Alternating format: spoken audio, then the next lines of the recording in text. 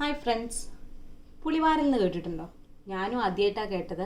അപ്പോൾ ഒന്ന് ട്രൈ ചെയ്ത് നോക്കി. സംഭവം സൂപ്പറായിട്ടുണ്ടായിരുന്നു. അത് നിങ്ങളുമായിട്ട് ഷെയർ ചെയ്യാമെന്ന് വിചാരിച്ച്. ഷേപ്പൊക്കെ പുളിയുടെ പോലെ ഉണ്ട്, പക്ഷേ പുളിയായിട്ടൊരു ബന്ധവുമില്ല.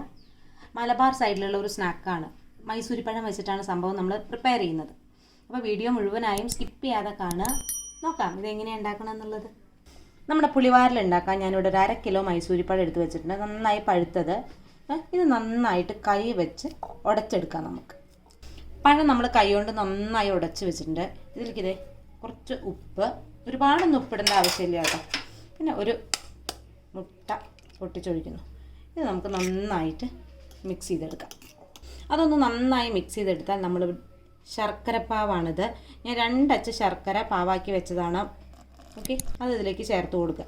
ആദ്യം കുറച്ച് ചേർത്ത് കൊടുക്കുക, എന്നിട്ട് മാവ് ചേർത്തതിന് ശേഷം ആവശ്യാനുസരണം ചേർത്താൽ മതി. അത് നമ്മൾ നന്നായി മിക്സാക്കി വെച്ചിട്ടുണ്ട്. ഇനി ഇതിലേക്ക് മാവ് ചേർത്ത് കൊടുക്കുകയാണ്. ഞാൻ 1/2 കപ്പ് മൈദയും 1/2 കപ്പ് ഗോതമ്പ് പൊടിയും കൂടെ മിക്സ് ചെയ്ത് വെച്ചതാണിത്. ഇതിലേക്ക് കുറേശ്ശായി ചേർത്ത് കൊടുത്തിട്ട് നമുക്ക് മിക്സ് ചെയ്തെടുക്കാം. ഇത് നമ്മളിങ്ങനെ കൈ കൊണ്ട് തന്നെ എല്ലാ മാവും പഴവും എല്ലാം കൂടെ നന്നായിട്ട് മിക്സ് ചെയ്തെടുക്കുക. ഇത് നമ്മൾ നന്നായി മിക്സ് ചെയ്തെടുത്തിട്ടുണ്ട്. കണ്ടോ, ഈ മാവിൻ്റെ ഒരു പരിവെന്ന് പറയുന്നത് ഇങ്ങനെയാണ്. നമ്മുടെ ഇഡ്ഡലി മാവിനേക്കാൾ കുറച്ചും കൂടെ ടൈറ്റായിരിക്കണേ. ഇനി നമുക്കിത് ഉണ്ടാക്കാൻ തുടങ്ങാം. ഞാനിത് ഉണ്ടാക്കാൻ വേണ്ടിയിട്ട് നമ്മുടെ ഒരു പൈപ്പിംഗ് ബാഗാണ് യൂസ് ചെയ്യുന്നത്. ഇത് ഈ ഒരു വണ്ണത്തിലുള്ള ഇതാണ് ഇട്ടിരിക്കുന്നത്.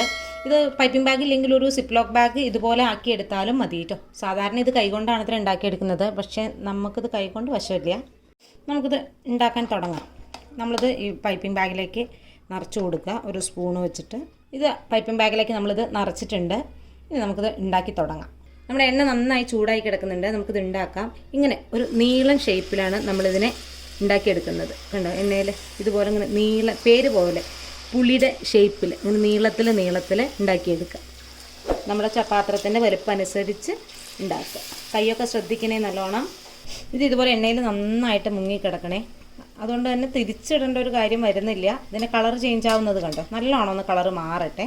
ഇതിൻ്റെ കളറ് ഈ ഒരു പരുവാകുന്ന സമയത്ത് നമുക്കിതിനെ എണ്ണയിൽ നിന്ന് കോരിയെടുക്കാം. അങ്ങനെ നമുക്ക് മുഴുവനും ഉണ്ടാക്കിയെടുക്കാം. അപ്പോൾ നമ്മുടെ പുളിവാരൽ മുഴുവനായി ഉണ്ടാക്കി കഴിഞ്ഞിട്ടുണ്ട്. ഇത് ക്രിസ്പി അല്ല കേട്ടോ, ഞാൻ പൊട്ടിച്ച് കാണിച്ചു തരാം. ഉള്ളിൽ പഴമല്ലേ, അതുകൊണ്ട് ഇതാ ഇങ്ങനെയാണ് ഇതിൻ്റെ ഉണ്ടായിരിക്കുക.